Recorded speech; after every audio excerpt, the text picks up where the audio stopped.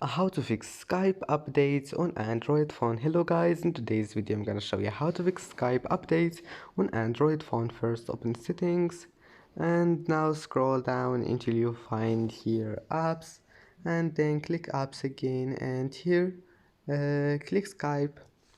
And first thing you need to do here is to click force stop, and then click storage, click clear cache, and now type here Play Store. And now just do the same thing here is click for stop and then clear cache. Now just open Play Store and type here Skype. Now just check if there is any update,